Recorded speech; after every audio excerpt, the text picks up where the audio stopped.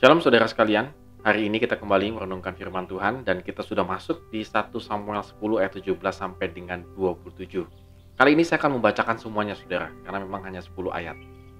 Kemudian Samuel mengerahkan bangsa itu ke hadapan Tuhan di Mizpah, dan ia berkata kepada orang Israel itu, "Beginilah firman Tuhan Allah Israel, aku telah menuntun orang Israel keluar dari Mesir, dan telah melepaskan kamu dari tangan orang Mesir, dan dari tangan segala kerajaan yang menindas kamu. Tapi sekarang kamu menolak Allahmu yang menyelamatkan kamu dari segala malapetaka dan kesusahanmu, dengan berkata, 'Tidak, angkatlah seorang raja atas kami.' Maka sebab itu berdirilah kamu di hadapan Tuhan menurut sukumu dan menurut kaummu." Lalu Samuel menyuruh segala suku Israel tampil ke muka, maka didapati suku Benyamin. Sesudah itu disuruhnyalah suku Benyamin tampil ke muka menurut kaum keluarganya, maka didapati kaum keluarga Matri. Akhirnya disuruhnyalah kaum keluarga Matri tampil ke muka seorang demi seorang, maka didapati Saul bin Kis, tetapi ketika dicari ia tidak ditemukan. Sebab itu ditanyakan pula lah kepada Tuhan, "Apa orang itu juga datang kemari?" Tuhan menjawab, "Sesungguhnya ia bersembunyi di antara barang-barang. Berlarilah orang ke sana dan mengambilnya dari sana." Dan ketika ia berdiri di tengah-tengah orang-orang sebangsanya, ternyata ia dari bahu ke atas lebih tinggi daripada setiap orang sebangsanya. Dan Samuel berkata kepadanya, "Seluruh bangsa itu, kamu eh, lihatkah orang yang dipilih Tuhan itu? Sebab tidak ada seorang pun yang sama seperti dia di antara seluruh bangsa itu." Lalu bersoraklah seluruh bangsa itu demikian, "Hidup raja!" Kemudian Samuel menguraikan kepada bangsa itu tentang hak-hak kerajaan, menuliskannya pada suatu piagam, dan meletakkannya di hadapan Tuhan. Sesudah itu Samuel menyuruh seluruh bangsa itu pulang masing-masing ke rumahnya. Saul pun pulang ke rumahnya ke Gibea, dan bersama-sama dengan dia ikut pergi orang-orang gagah perkasa yang hatinya telah digerakkan Allah. Tetapi orang-orang Drusilla berkata, "Masakan orang ini dapat menyelamatkan kita?" Mereka menghina dia dan tidak membawa persembahan kepadanya, tetapi ia pura-pura tuli. Ya, penekanan Tuhan bahwa Tuhan telah menuntun Israel keluar dari Mesir ini sangat jelas. Tuhan yang telah mengeluarkan bangsa Israel dari perbudakan di Mesir, ini juga sangat jelas.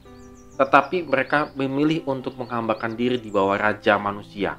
Sebenarnya ini sangat disayangkan. Jadi boleh the last minute sebelum diteguhkan menjadi raja, Samuel itu masih mengingatkan kepada bangsa Israel, "Ingat loh, yang memimpin itu Tuhan, yang merajai kamu itu Tuhan." Tetapi mereka tetap menolak Tuhan sebagai raja.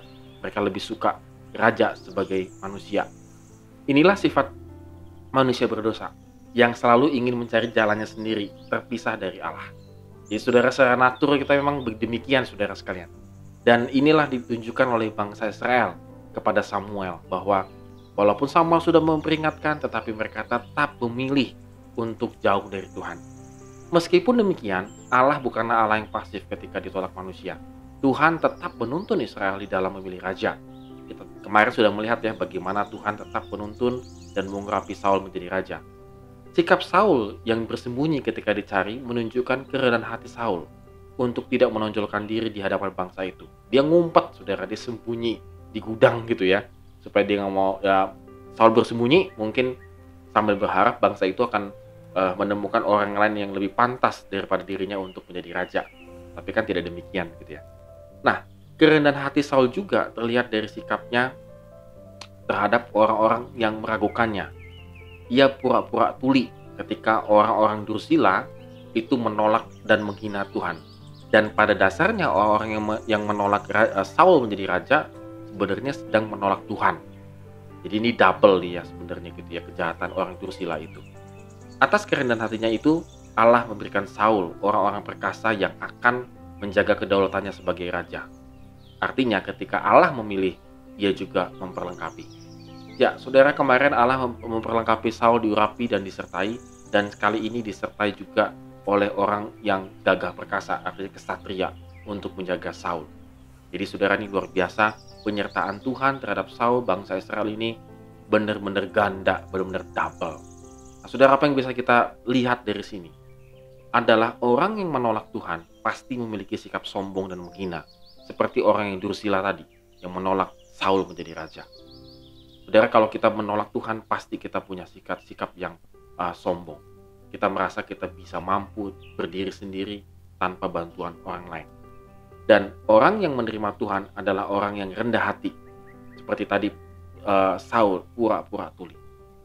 Saudara, di sini luar biasanya saudara, bahwa kita pilih yang mana. Kalau kita ingin dipimpin oleh Tuhan, kita pasti memiliki sikap rendah hati. Tetapi kalau hidup kita tidak ingin dipimpin oleh Tuhan, ingin melakukan semua kehendak kita sendiri, maka kita termasuk orang yang menghina dan sombong. Oleh karena itu, saudara sekalian, mari kita pikirkan pada hari ini. Saya termasuk golongan yang mana? Apakah golongan yang menghina, menolak, atau saya golongan yang rendah hati, yang mau dipimpin oleh Tuhan dalam kehidupan saya? Padahal selama ini Tuhan telah nyata memimpin kehidupan kita, memberkati kehidupan kita, maka selayaknya kita semakin rendah hati di hadapan Tuhan untuk dipimpin oleh Tuhan. Amin. Tuhan Yesus memimpin setiap langkah kehidupan kita pada hari ini.